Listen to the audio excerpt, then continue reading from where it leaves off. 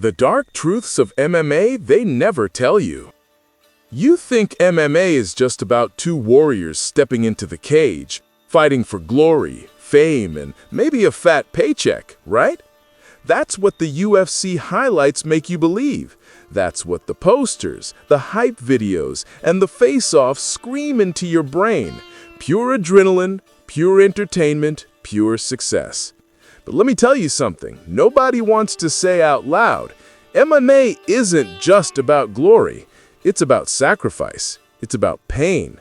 It's about dark secrets buried so deep that most fans never even think about them. And once you see the truth, you'll never look at this sport the same way again. So buckle up, because what I'm about to tell you will completely shatter the picture-perfect image you had of mixed martial arts. Fighters don't just fight in the cage, they fight for survival. Behind every knockout, every highlight reel, every walkout song, there's a fighter struggling to pay rent. You'd think these guys are millionaires because they're on TV, but let me be real with you. Most fighters are broke. Yeah, broke. They're risking their lives in the cage, but outside, they're driving Uber, they're working construction, they're teaching classes in sweaty gyms just to keep the lights on. Because unless you're a top 5 star, you're probably making less money than the fans sitting in the crowd. And the promoters, they don't care. They throw a show money check your way, maybe 10 grand, maybe 20, and that's before taxes, before paying your coach, before paying your gym fees, before paying for medical scans. After all of that, you're left with scraps. So the first dark truth? Most fighters are modern-day gladiators, and modern-day gladiators are broke. Now let's talk about the stuff that should terrify you. Every punch, every elbow, every knee, every slam, it all adds up. Fighters talk about being built different, about being made of steel. But steel bends and brains break. CTE, chronic traumatic encephalopathy. That's the medical name, but let me translate. It's the slow, invisible death of your mind. And here's the thing, it doesn't show up right away. It creeps in years later.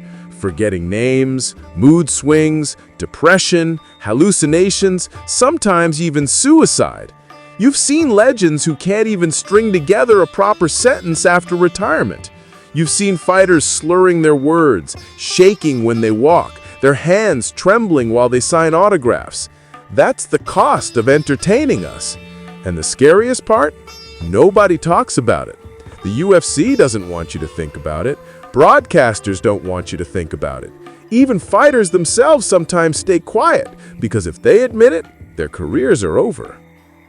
Weight cutting is legal torture. If you thought fighting was the dangerous part, think again. The most dangerous fight happens before the cage, the weight cut.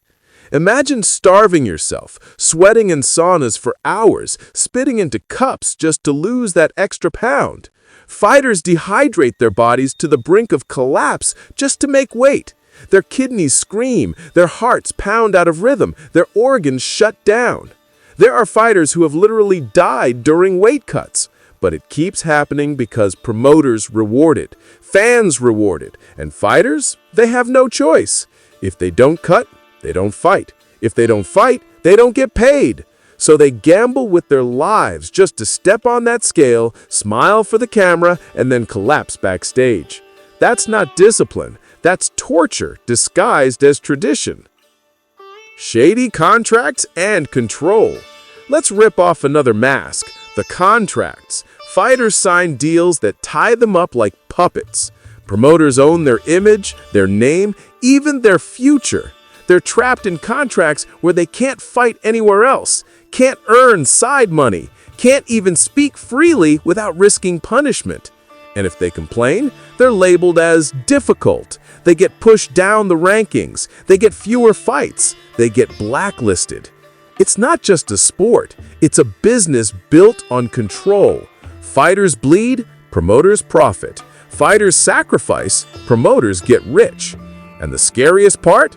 fans cheer for the show without realizing that the warrior they're cheering for might be getting robbed blind behind the scenes. The fake image of glory. You see the walkouts, the championship belts, the highlight knockouts, and you think that guy made it. But what you don't see is the pile of medical bills, the broken relationships, the loneliness of training camps, the nights staring at the ceiling, wondering if it was all worth it. Glory is temporary. Scars are forever. That belt might shine for a moment, but the concussion, the back injury, the broken jaw, those stay with you for life. And here's the cruel irony. When the fighter can't perform anymore, when the wins stop coming, when the knockouts turn into losses, the sport forgets them. The same fans who scream their name move on to the next rising star. The spotlight turns off. The cage door closes forever. And what's left? A broken body, a broken mind, and memories of a crowd that doesn't even remember your name. So why do they do it? That's the haunting question, right? If the pay sucks, if the brain damage is real, if the contracts are shady, if the weight cuts are torture, why do fighters still do it? Because fighting isn't just a job. For them, it's an identity.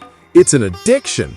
It's a way out of poverty, a way to escape a broken past, a way to prove to themselves that they're more than just ordinary. And that's the saddest truth of all. Fighters aren't just fighting their opponents. They're fighting their demons. They're chasing validation in a cage that's designed to chew them up and spit them out. The dark reality.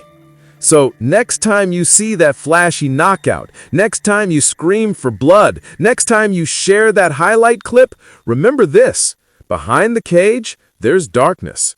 A darkness made of broken contracts, broken bones, broken minds. MMA is the most honest sport in the world. Two people locked in a cage, no excuses, no hiding. But outside the cage, that's where the lies live. That's where the exploitation hides. And now you know the truth. The question is, can you still watch it the same way?